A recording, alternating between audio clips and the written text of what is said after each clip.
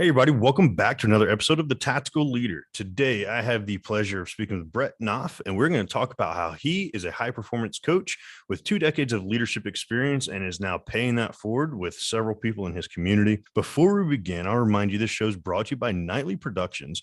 If you want to discover, embrace, and share your voice on a higher level, head over to nightly.productions to find out how we can help you do exactly that and create the tactical content that delivers.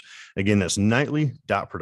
Brett, welcome to the show, my friend. Great to be here. Man, Appreciate you having me. Brother, I am super excited to be having you on here. I know we chopped it up pretty well. We're both bald, bearded, and beautiful. And I love good conversations like this, man, where I want to give the audience a little bit of an opportunity to know about you. I mentioned you're a high performance coach. You have 2 decades of leadership experience and a tremendous track record of helping people and organizations maximize potential through customized coaching programs where progress is quantitatively measurable, which is huge in the coaching space because a lot of times it is not that. So I can't wait to chop that up a little bit. Before we break down how you make those things so measurable, tell us a fun fact we might not know about you. Will do. So I actually was involved in one of the world's first search engine marketing, search engine optimization companies, right when Google was first coming to prominence. So it was with some college friends of mine that, I was working at Tavern on the Green at the time. They call me up. They say, "Hey, Brett, we're down here in Florida. We made $50,000 in the last 3 days. Come check it out."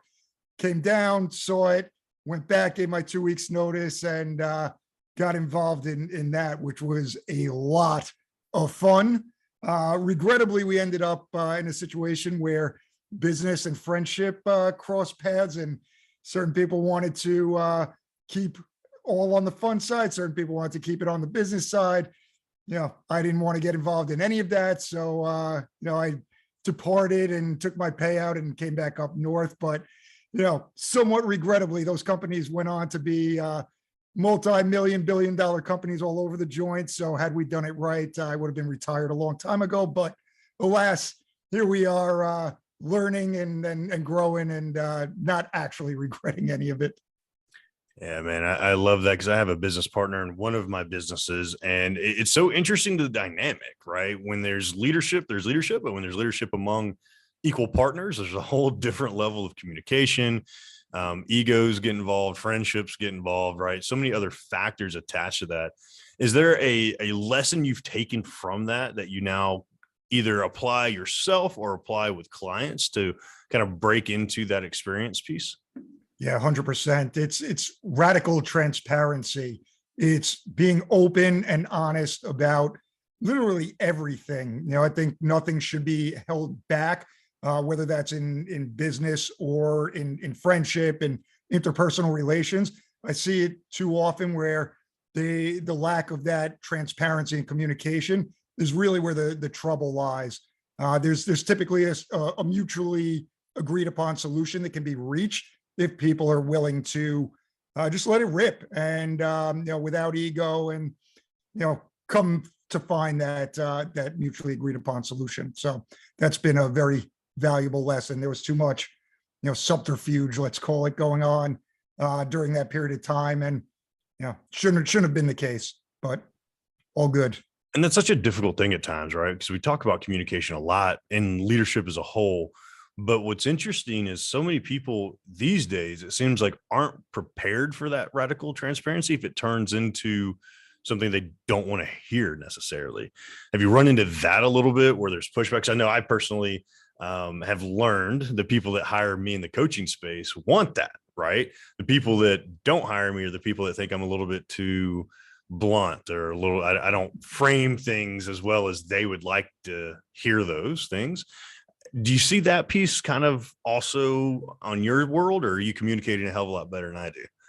No. I mean, it happens. Certainly. I find that for the most part, I'm able to understand communication styles for individuals. I really look to do my best to avoid overgeneralized approaches to basically everything, but certainly within communication and in a leadership capacity or frankly, any interpersonal relationships, I'll be direct in asking, how do you respond best so that it's very clear from the outset what it is that you need to hear in order to help you grow, get better, improve, etc. So, I'm grateful that I avoid it for the most part, but I also have run into the same issue as you in that sometimes being direct, even when it's with the best intentions, is not the mode that resonates with that individual, and quick to back off and apologize and try to come to a different way of understanding how to approach that communication. And I recognize like you have a list of quite a bit of resource on your website. I know a lot of what you have in there definitely is that mindset stuff. Relentless Tim Grover, Emotional Intelligence Daniel Goleman. I mean that's an old school one that I read years ago. I love Rich Dad Poor Dad. A lot of it really talks about that aspect of things, right? How to best communicate with people because it's such a key piece of it. Is there one book in particular that stands out to you that you're like, yeah, this is the one that we need to pick up today if we haven't yet? Yes, well, two actually, and they're right behind me here. I purposely display them. Number one is High Performance Habits by Brendan Burchard. Now, I find that if you have the habits in place to really drive linearly towards whatever it is that you're trying to accomplish in your life, that's going to be the best path forward, and really minimize distractions and interruptions that get in your way of that pursuit of your goals. And obviously having those goals in the first place is arguably step number one. So I think that Brendan does a tremendous job of really boiling down these things into easily digestible habits that are applicable, that are going to elevate you in life, business, mindset, really across the board. So I love that one. I think it's just a foundational read. And then for for business leaders in particular, but really highly applicable in again all areas of life, is Ray Dalio's book Principles, Life and Work. I mean, this guy is one of the most successful business owners that's ever existed. One of the top, if not the top, hedge fund that's ever existed. And he really took everything that he's learned in life and work and systemized it into those principles that, once again, when applied, are highly, highly effective. I just think that, again, habits, principles, these foundational words, that's where people are missing the boat is, you're looking for these fancy solutions when in reality, everything that you need to do to be successful is right there in front of you and can be boiled down into very simplistic habits and principles that you just need the discipline to actually execute on a regular basis. And I know I haven't read Brendan's book, but Ray Dalio's Principles. It's damn near an encyclopedia. I mean, it's It it's is. massive. It's organized like It that. is. It is. And it's massive. But it is one of those that has an immense amount of value in it, especially as you chip your way through it. But I know for me, that was a big piece of things like making sure I read and learned lessons in different capacities. And that's why I love that you have this book list out there where you obviously have invested yourself in learning that. Have you found there to be a more beneficial way that you're learning? Is it from reading and picking up lessons like that? Is it from coaching, mentoring, peer groups? Where do you see like the most value for your advancement into what you're doing now? Where have you seen that come from the most? Sure. So it's actually a combination of both of those things. I know enough to know that I don't know enough. A little tongue twister there, but I've made it a really important piece of my life and business puzzle to identify the people that I respect, that I want to emulate, and identify what it is that they're doing that's driven their own success in the areas of life and business that I want to have success in. So, reading these books from these great people that objectively have achieved so much, and not just financially, but happiness and interpersonal relationships, etc. to me, all the wisdom in the world is accessible to all of us at this point, whether it's through books or podcasts or YouTube videos. So I just consistently feed my brain with those types of leveling up strategies that I can take and apply from these folks. But for me as a coach and as a consultant for business leaders, I want to learn from the people that are doing that at a high level. They've already, worked with, your C-suite folks. Again, just some of the top achievers in the world. So, I've invested heavily in my own education, working with people like Brendan Burchard, working with David Meltzer, Tony Robbins, Dean Graziosi. I mean, just these heavy hitters in the self-development world, so that I can show up as a better version of myself, but that also allows me to show up as a better version of for the people that I'm blessed to work with. And that's important to me. I want to learn every day, get better every single day, and learn from the people that are already in the places that I see myself going. And you bring up Meltzer. He's one of those that I've worked with before and spoken with on stage before. And like David's one of those dudes that like, I don't know what it is, man. He has a magnetism about him, right? Like he attracts people. I think that's like the best way to put it. Maybe it's like charisma, right? He just has that it factor. Have you seen that in working with him and these other high level leaders, that there's just some sort of X factor that stands out, or have you identified what that is that draws that magnetism to himself and people to him? Yeah, I've been working with David as my business coach for the last 8 months or so. So I was attracted to his messaging, well before that, and reading his book, following him on social media, et cetera. And I'd say what stands out about him is he is an active giver. He gives with no expectation of return, but he gets as a byproduct of just genuinely giving a shit about other people, and really making it a point to not just say but to do on a regular basis.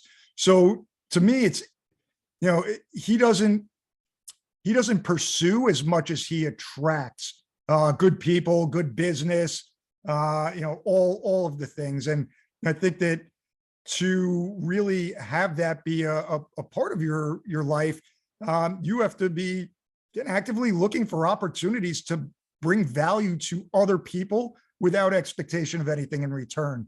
And I'm fortunate in that I've had other mentors, and that's been my default for a very long time personally. And as a result, I've had relative success, and certainly in my relationships over the years of being able to connect with people, regardless of background, regardless of really anything. But I think that these leaders that operate like that are the ones that people are going to run through walls for them, and they're going to want to be around them, and proactively look to help in whatever capacity they can. And that's the big thing, right? And you hear it all the time, but I think when you actually start seeing it and feeling it, but that whole pay it forward thing, you pay it forward karma at the end of the day, right? You put out that good business karma. David's one of those that's great about it, right? He helps people consistently, and it like comes back to you tenfold. And really, I think there are times when we're like on the downswing of business where we don't always feel that, right? We don't always feel that karma coming back. I know I've had my frustrations, like, man, I know I'm doing the right things, but it's just not swinging. The pendulum's not swinging back up, right? Have you had those experiences as you've grown your coaching business where you have those like great moments, but they swing into a low? And how do you get through those low moments if you've had them? Yeah, by all means. I think everyone goes through it. You hear all the time, and again from experience, that it's not straightforward ascent to superstardom in anything really. There's trials and tribulations, and those are the things that really become those learning experiences, so you can avoid those pitfalls. And that's why it's important to have coaches and mentors to begin with, so that they can help you avoid the lowest of the lows that they've gone through from their own experience. So, for me, I I do cognitive behavioral therapy, and I started that with the intention of improving my sleep. But what's been the biggest benefit from that over the years is really understanding how to uh, respond versus react. And in doing so, it's easy when you're having those down periods. People aren't picking up the phone, they're not signing on the dotted line, to start doubting yourself, to start getting upset and reacting in a counterproductive manner. But if you understand that, you can meditate, give yourself some space to step away from it all, and then critically evaluate it through things like journaling and objectively analyzing what you're doing and what you're not doing. It becomes a lot easier to navigate all of it, the highs and the lows, with a steady hand, because you're not having those emotionally based reactions, which historically are more so predicated on past circuitry and your subconscious and all that built up stuff that you're not even fully aware of, rather than what's actually happening at any given moment. So I think that cognitive behavioral therapy, I think journaling, I think meditating are all key elements to being able to just navigate things a lot more crisply and cleanly and fluidly. Yeah, I love that respond, not react piece, especially in business.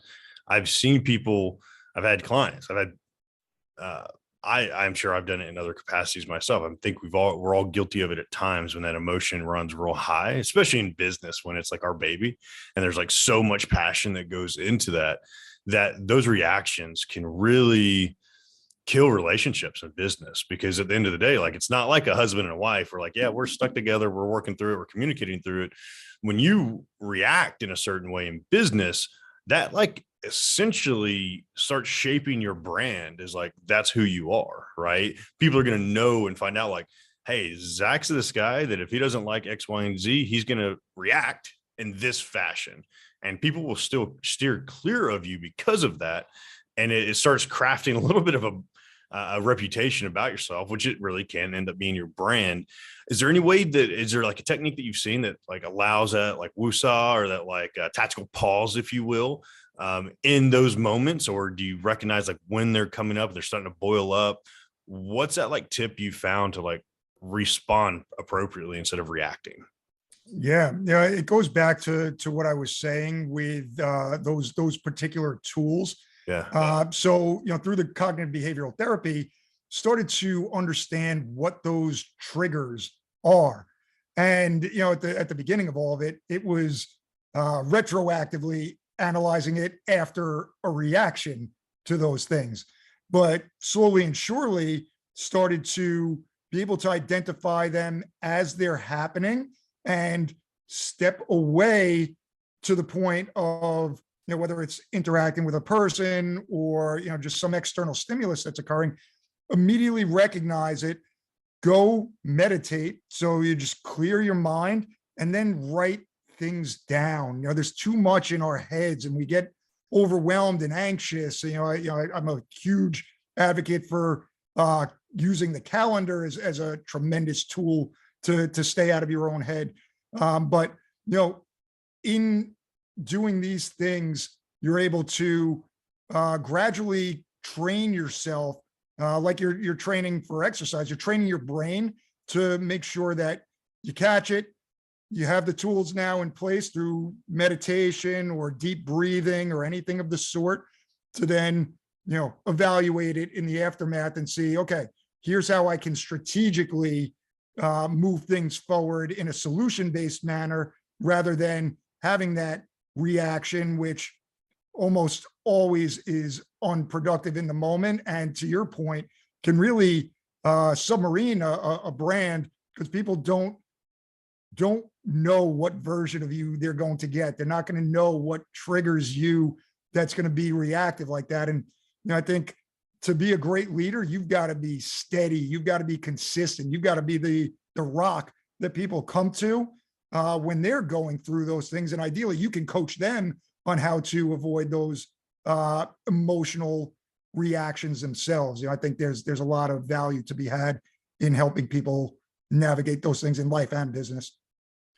I think an interesting aspect to that is like I think we've all had that boss, right? We've all worked for somebody or been around somebody that's been in that reactionary type that just blows up. And you just know, like, you're unsettled, you feel like you can't fully speak your mind. And in a large organization, in the corporate world, that's something that that person's a bad apple, but it's not going to kill the whole business.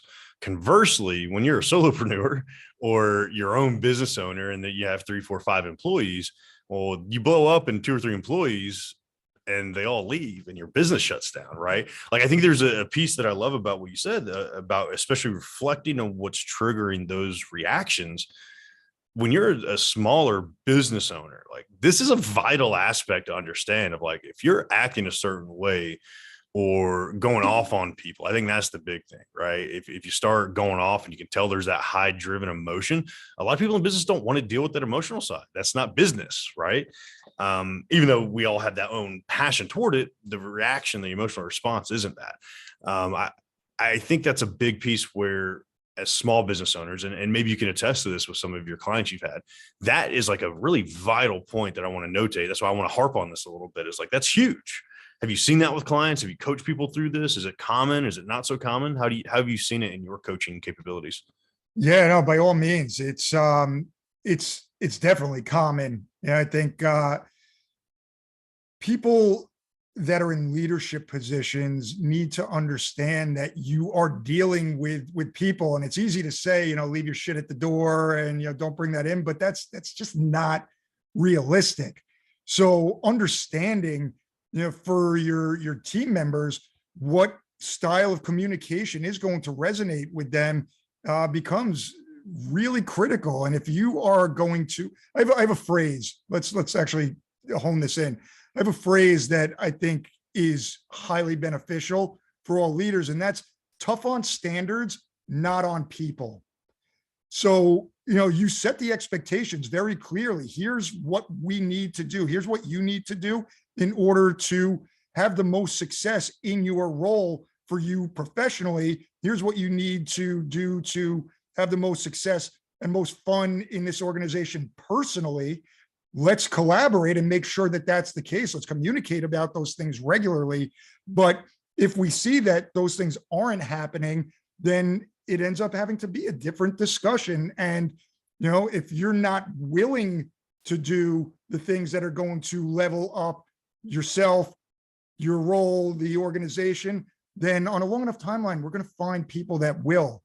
So it's that directness and forthrightness, but we brought you onto the team. We want it to be you. So, anything we can do to help you in those manners, you got to voice it. And that goes to the point of, really quickly identifying whether people have that skill issue or a will issue, and moving on from the people that have the will issue, that they're just saying they want to do these things, but are not actively doing them, as quickly as humanly possible, because those are the people that also sink an organization, can sink a team really, really quickly. And I love that you said that, a will issue. And that's something, and I'm sure, Start With Why, Simon Sinek, a huge book Huge. back in the day that I started with, one of my first leadership books, right? And I really developed my why over the years, and it's gotten more specific and it's gotten malleable. I think they change as intentions change, as in outcomes change that you want, and legacies change. But it's interesting, until I started like talk therapy, like my own therapist as a veteran, finally got that help and like, hey, I need somebody to talk to, right? Got past that pride point.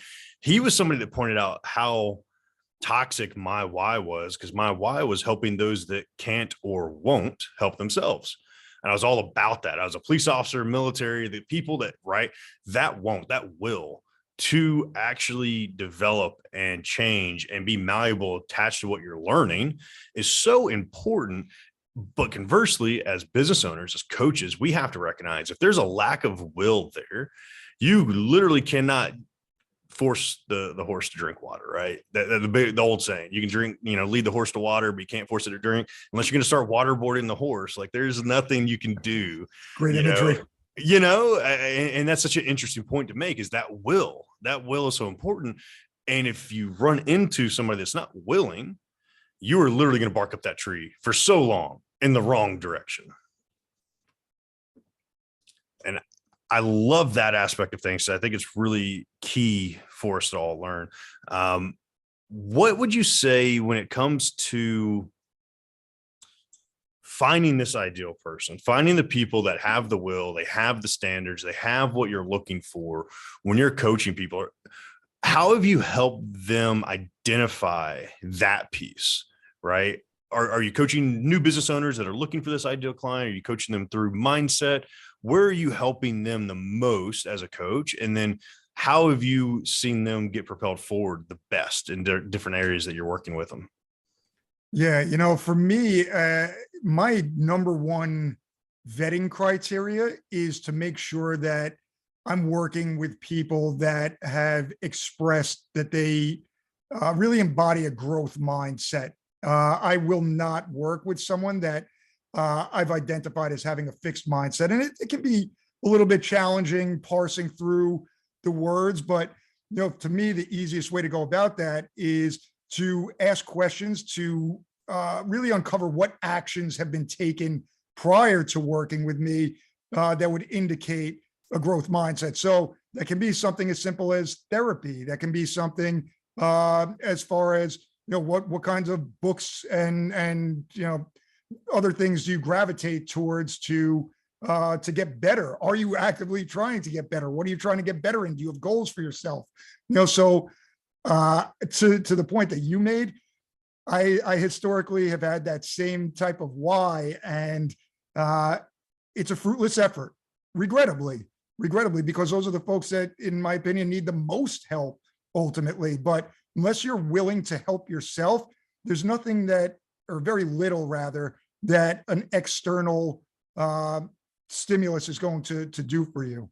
So, the people that I work with, I'm very grateful to say I don't have any will issue type of folks that I'm currently working with or really have worked with in this capacity, just because I'm so hyper focused on getting it right from the inception point. I think that's a really great thing for business leaders and any organization to really understand, is get it right from the jump. With your interviewing process, make sure you bring the right people onto your team, and not the right people from a skill perspective, but the right people from a character perspective, from a work ethic perspective, from a personal development perspective. If you're a strong leader and a strong organization, you'll have the systems in place to train your people on the hard skills. Emphasize the soft skills, emphasize the right fit, know what the right fit is by clearly defining that, what your top producers and top people, in terms of leadership are doing already in your organization. And, look for that. Tailor your questions in the interview process to that. You're going to save yourself a lot of time, heartache, money on the back end by doing it right from the get-go. And I picked up a piece of what you said that I've not done. And it's interesting because this actually just came to head with a client that went from a mastermind I manage, or I facilitated a mastermind. They were in the mastermind, transitioned into one-on-one coaching, great in the mastermind, saw all the potential, right? You see the potential as a coach and you want to expand that potential.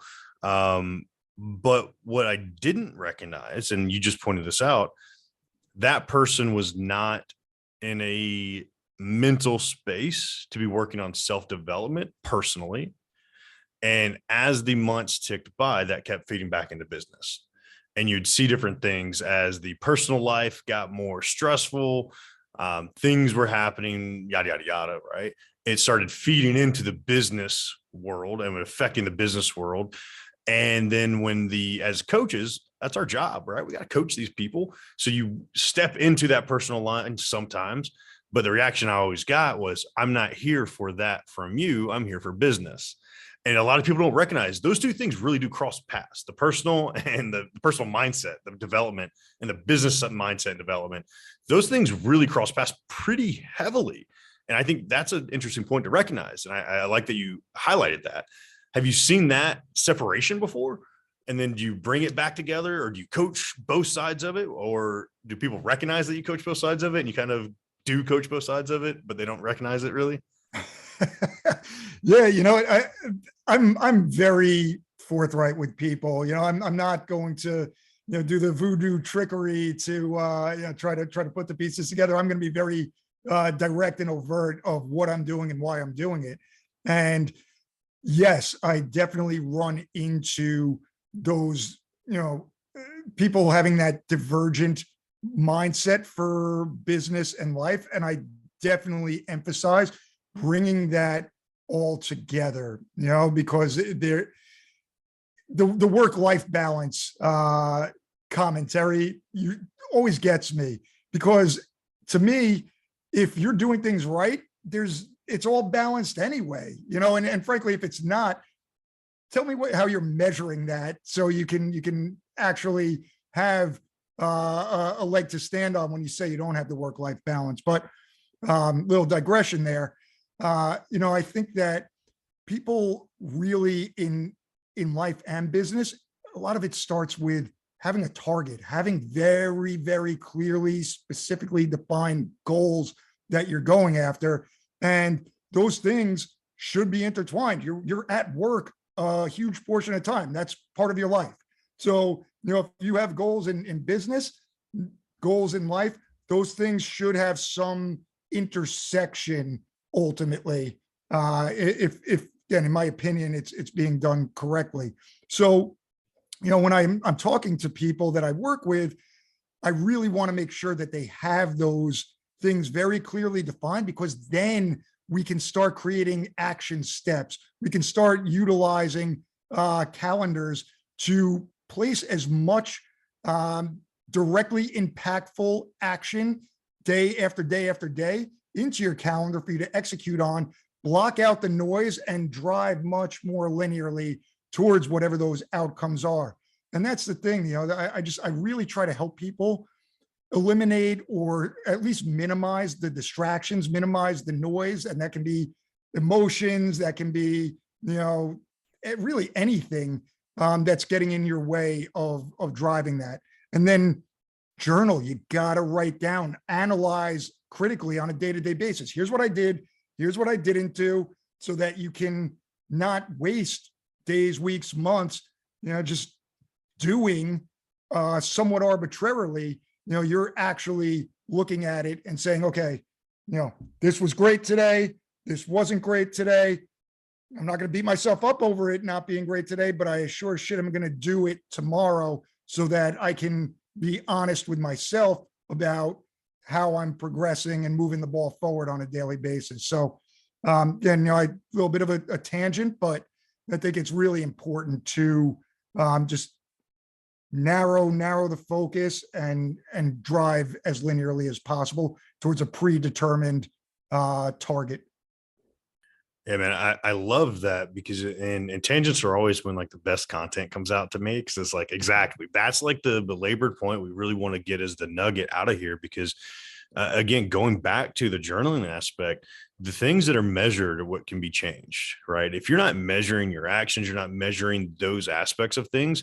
And journaling is one way to do it, just logging, right? Logging your thoughts, logging your feelings, logging what's happening through the day. That's a form of measuring what's happening and reflecting upon it and improving upon it, or just bringing it into your own awareness.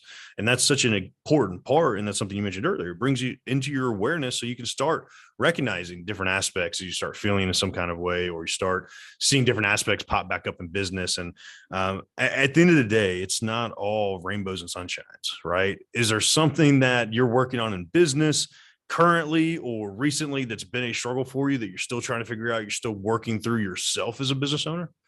Yeah, by all means, it's asking for help, which is, it's funny because, I have definitely delegated plenty in my career. And, like I've mentioned, I've utilized and sought out resources as I've gone along. But, you know, I like to be the giver, not the asker. And, I'm really doing my best to break out of that mold, because in order to really advance in business and advance really in any sort of growth process, you understand you're not going to be able to do it all on your own, and people are going to be willing to help you because they know that you are always willing to help other people. So for myself, I've struggled a bit. I had a client yesterday that I've been working with, and we've been generating tremendous success where, she has people that she's been around for years in her organization saying, what's going on here? What's the difference maker? She's like, well, I've been working with Brett in a business coaching capacity. I said, I like to deflect the credit. She's done a tremendous amount of work on her own, and she had a lot of amazing skills to build off, and certainly the passion. But, I asked her if she knows of any other people that feel like would be a good fit for working with me in a coaching or consulting capacity. And she lit up. She's like, I was waiting for you to ask that. I talked to a guy yesterday about you that's hasn't had success in finding the right fit, that you guys would be great. And she connected me with him, and we're likely going to start working together shortly as well. So it's just being unafraid to ask when you know that you are typically looking at things through the lens of giving. Conversely, if you're just a taker, stop asking so much. Focus on giving, and you'll receive as a byproduct anyway. Yeah. And that's such an interesting dichotomy there, because you see the people that are always giving have so much trouble asking, but the people that are asking a lot because they need the help, and you can recognize that they need the help. I've seen that those people offer to give back, but generally aren't in a space to, which means they generally can't, or they haven't figured out a way to give back. Is there any tip that you've seen in that shift when you're in a really bad spot and you want to still feed into other people or give forward? Is there something that you've seen help them to like conceptualize this is how you can give value in order to position yourself forward and ask? Yeah, by all means. I was on a call. I'm in this community called CLS Experience with Craig Siegel, and he had Randy Garn on recently, and Randy's partnered up with Brenda Burchard, and just a tremendous human being. And he said that he wakes up every day and he sends out 5 handwritten letters to people, just praising them. I think that it doesn't always have to be something so tangible as far as, physical gift or whatever the case may be. You can really add a lot of value to people's lives by praising them, by asking them questions and actively listening to them. It's such a standout skill that makes people feel valued and heard and understood. So, I don't think it has to be grand gestures necessarily. It's really showing an active interest in other people, and understanding that even if you're not the one that is going to be the facilitator of directly solving for whatever problem that is for an individual, thinking about them, keeping them top of mind, and looking for the right opportunity to connect them with a resource, whether it's, person or book or whatever the case may be, that will help them in whatever capacity they need. So yeah, I see it all the time. And I think, just again, circling it all back, praise is the easiest form of value you can give to people, and making them feel good and important and valued.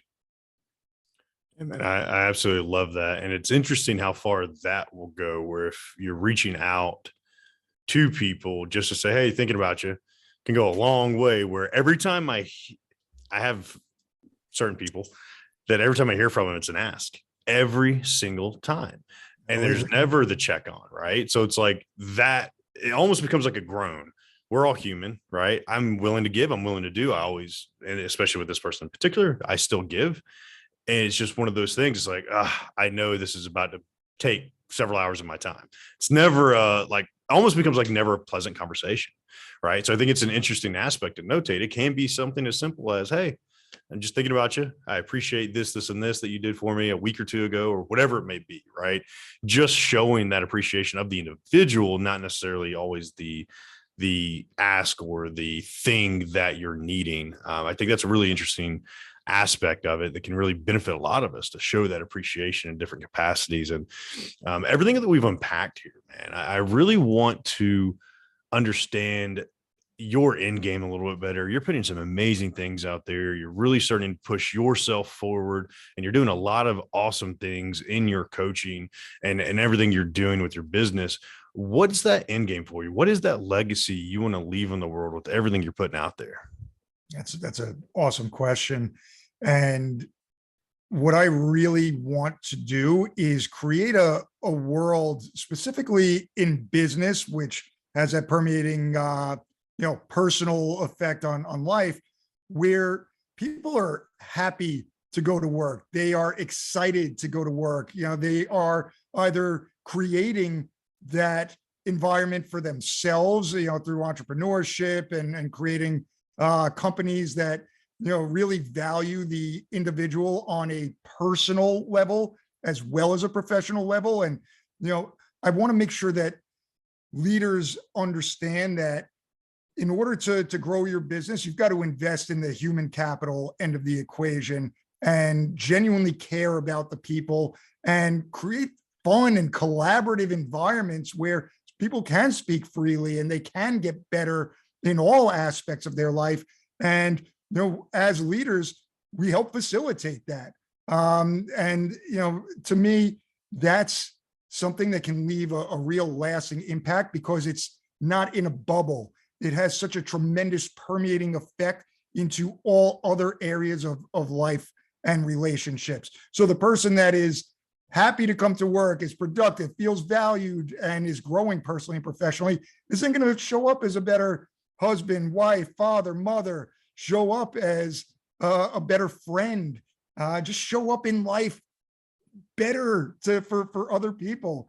And to be able to spread that type of philosophy and really, strategy that's applicable everywhere, ultimately is something that gets me hyped. I'm hyped to get up in the morning and get the day going, because I know what an impact it can have, because most of us have been or are in situations work-wise where we are not lit up to go in there day to day.